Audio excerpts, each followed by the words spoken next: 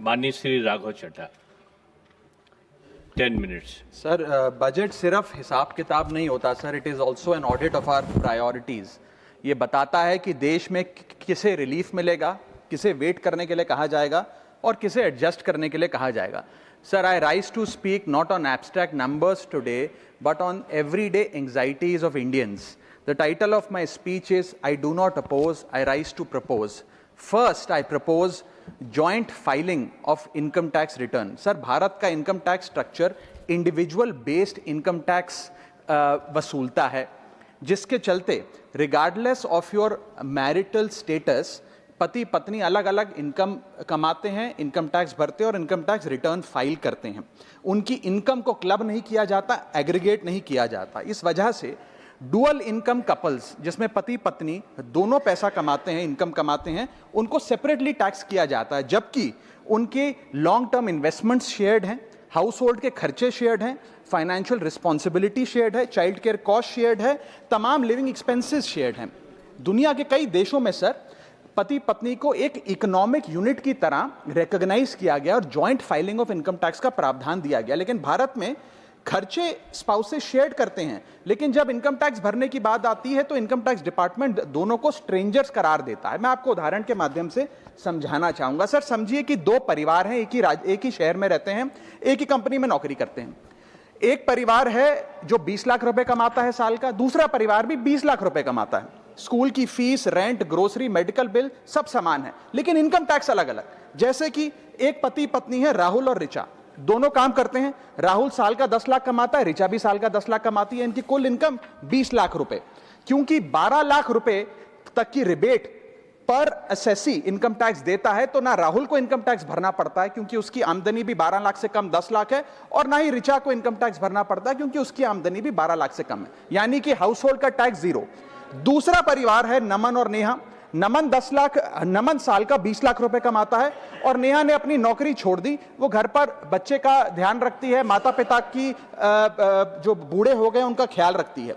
Sir, नमन और नेहा की भी फैमिली इनकम 20 लाख है, लेकिन क्योंकि इंडिविजुअल टैक्सेशन है, नमन को 20 लाख के हिसाब से, स्लैब के हिसाब से इनकम टैक्स भरना पड़ता है 1,92,400 रुपए, और वहीं नेहा क्योंकि उसकी इनकम नहीं, उसे टैक्स नहीं भरना पड़ता। यानी कि दो परिवार, सेम इनकम, लेकिन एक परिवार को कोई इनकम टैक्स नहीं भरना और दूसरे परिवार को 1,92,000 का टैक्स भरना पड़ता है। एक ही छत, एक ही किचन, एक ही हाउस होल्ड, एक ही बजट, लेकिन अलग अलग टैक्स। सर, मुझे लगता है कि अगर जॉइंट फाइलिंग ऑफ आईटीआर होगा तो इन मैरिटल कपल्स को इनकम टैक्स की जो रिलीफ है वो ज्यादा मिल पाएगा। मैं दूसरा एग्जांपल देता हूं। एक मैरिड कपल है सर, जो दोनों पति पत्नी आईटी प्रोफेशनल्स हैं, नौकरी करते हैं, एक ही घर में रहते हैं, शेयर्ड एक्सपेंसेस हैं।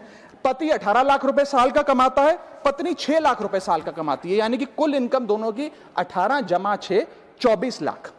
अब जब इनकम टैक्स भरने की बात आती है तो पति की क्योंकि इनकम 12 लाख से अधिक है, 16 लाख, वो अपने इनकम टैक्स के हिसाब से 1,50,000 रुपए का सालाना इनकम टैक्स भरता है, और वहीं पत्नी क्योंकि उसका 6 लाख रुपए इनकम है, वो कोई टैक्स नहीं भरती है। यानी कि 24 लाख रुपए की इनकम पे परिवार को 1.5 लाख रुपए का टैक्स भरना पड़ता है। यदि इनकी इनकम को क्लब कर दिया जाए और इनकी रिबेट्स को, एग्जेम्पशंस को भी क्लब कर दिया जाए, तो कुल आमदनी इनकी 24 लाख, कुल rebate 24 lakh, 24 minus 24, taxable income शून्य, इनकम टैक्स शून्य हो जाएगा। इसीलिए मैं प्रपोज करता हूं कि भारत में joint filing of income tax return लाया जाए, जिससे मैरिड कपल्स को ऑप्शन दिया जाए कि वे इंडिविजुअल फाइलिंग की साथ साथ जॉइंट फाइलिंग भी कर सकें। अगर ऐसा होता है तो हाउस होल्ड्स को एक इकोनॉमिक यूनिट की तरह रिकॉग्नाइज किया जाएगा, टैक्स इक्विटी दी जाएगी सिंगल इनकम हाउस होल्ड में और डुअल इनकम हाउस होल्ड में।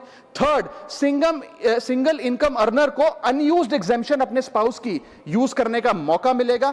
इनकम डाइवर्जन की प्रैक्टिस, जैसे परिवार में अपनी इनकम ट्रांसफर की जाती है ताकि परिवार वाले रिश्तेदार का स्लैब एक्सप्लॉइट किया जा सके, वो प्रथा बंद होगी। और sir, on a lighter note, ज्यादा लोग शादियां करेंगे ताकि वे इस इनकम टैक्स सेविंग का फायदा उठा सकें।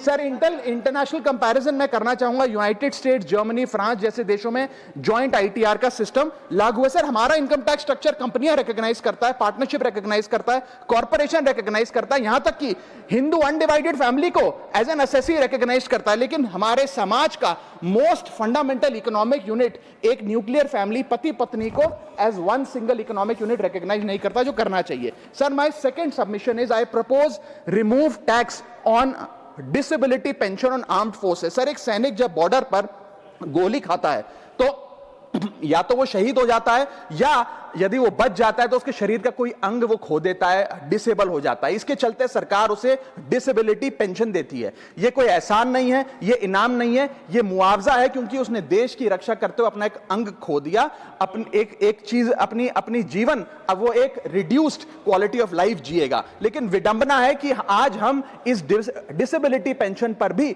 इनकम टैक्स लगाने जा रहे हैं। इस यूनियन बजट 2026 में फाइनेंस मिनिस्टर ने tax exemption on disability pension को विड्रॉ किया है, और 1922 से डिसेबल पेंशन आर्म्ड फोर्सेस को जो दी जा रही थी उस पर कोई इनकम टैक्स नहीं था।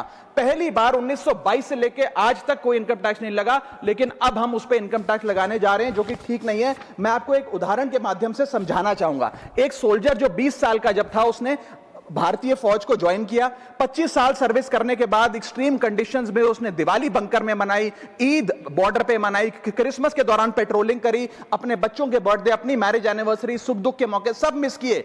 लेकिन उसने अपने सैक्रिफाइस को कभी टैक्स लैब और टैक्स एग्जेम्पशन के चश्मे से नहीं देखा। लेकिन जब ऑपरेशन के दौरान किसी इंजरी के चलते वो अपना कोई अंग खो देता है और मेडिकल बोर्ड उसे 40 से 50% डिसेबल घोषित कर देती है, तो उसके पास दो चॉइसेस होती हैं। या तो वो सर्विस छोड़ दे और पेंशन लेने शुरू लग जाए। अगर सर्विस छोड़ के वो पेंशन लेने लग जाता है तो उसकी पेंशन एग्जेम्प्ट है। लेकिन अगर वो सर्विस नहीं छोड़कर अपनी पूरी टेन्योर काम करता है, अपाहिज होने के बाद, डिसेबल होने के बावजूद भारत माता की सेवा में कार्यरत रहता है, तो उसको डिसेबिलिटी पेंशन जब मिलती है रिटायरमेंट के उपरांत, तो उस पर इनकम टैक्स इस अमेंडमेंट के द्वारा लगाया जा रहा है। सर, ये करके हम एक प्रकार से दो category of wounded soldiers create कर रहे हैं, जिसमें दर्द सहकर जो फौजी ज्यादा काम करता है उससे ज्यादा टैक्स लिया जाएगा। हम अननोइंगली पनिश कर रहे हैं सैनिकों को घायल होने के बाद जो काम करते हैं। So we are penalising courage, we are taxing endurance. मैं कहना चाहता हूं sir, when the wound is same, service is same, sacrifice is same, tax treatment अलग अलग नहीं होना चाहिए। डिसेबिलिटी पेंशन कोई विंडफॉल गेन नहीं है, कोई बोनस नहीं है, कोई प्रिविलेज नहीं है। अगर भारत माता की सेवा में उस सैनिक ने अपना कोई अंग खो दिया, उसको टैक्स मान के और उसकी डिसेबिलिटी पेंशन को अतिरिक्त इनकम मान के उस पर टैक्स नहीं लगना चाहिए। You can tax income, you can tax profit, but you cannot tax a soldiers sacrifice. Sir, मैं बस यही कहना चाहूंगा कि एक ग्रेटफुल नेशन एक हाथ से सोल्जर को सल्यूट और दूसरे हाथ से इनकम टैक्स का नोटिस नहीं दे सकता। इसे विड्रॉ करना चाहिए and restore full income tax exemption on disabled pension for all army personnel. Sir, third मेरा प्रपोजल है no bank charges for not maintaining minimum account balance.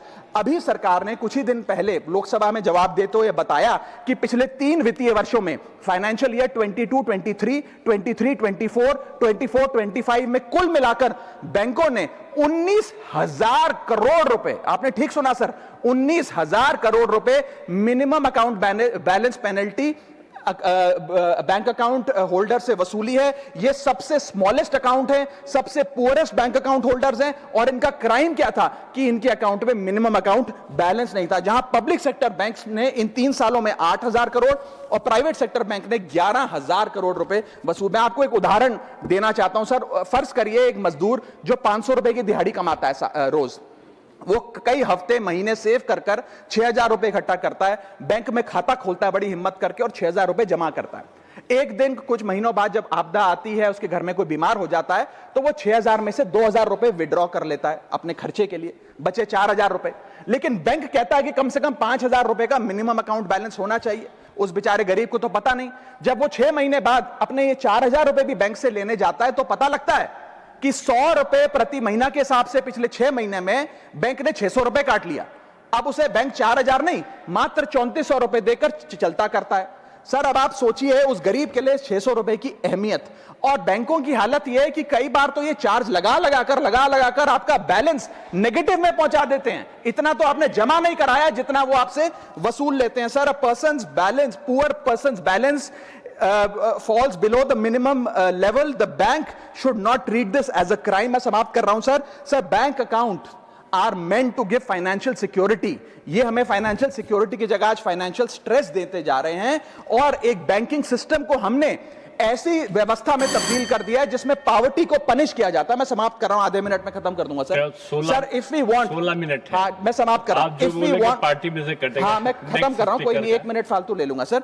If we want more people to be a part of the banking system for financial inclusion, हमें small savings को protect करना होगा, ना कि penalised करना। आज देश में अर्बन बैंकों में, अर्बन ब्रांचेस में 5 से 10 हजार रुपए मिनिमम अकाउंट बैलेंस रखना पड़ता है, सेमी अर्बन में 3 से 4 हजार रुपए, और रूरल ब्रांचेस में 1 से 3 हजार रुपए रखना पड़ता है, जिसके चलते बैंक 50 से 600 रुपए के बीच में पर मंथ चार्ज लगाते हैं। उस चार्ज पर भी 18% जीएसटी वसूलते हैं। अंत में मैं बस इतना ही कहना चाहूंगा सर कि आज बैंक गरीब आदमी को पीनलाइज कर ज्यादा मुनाफा और रेवेन्यू कमा रहे हैं, ना कि और किसी सर्विस से, जिसके चलते आज गरीब आदमी और गरीब हो रहा है। मैं अंत में बस सरकार को कहूंगा कि ये मिनिमम अकाउंट बैलेंस की पेनल्टी को वेव ऑफ करिए। हम किसानों के लोन जैसे माफ करते हैं, वैसे बैंक चार्जेस एमएबी के समाप्त किए जाएं इस देश में, और गरीब को फाइनेंशियली इंक्लूड किया जाए। श्री मुजीबुल्लाह खान साहब, 6 मिनट्स।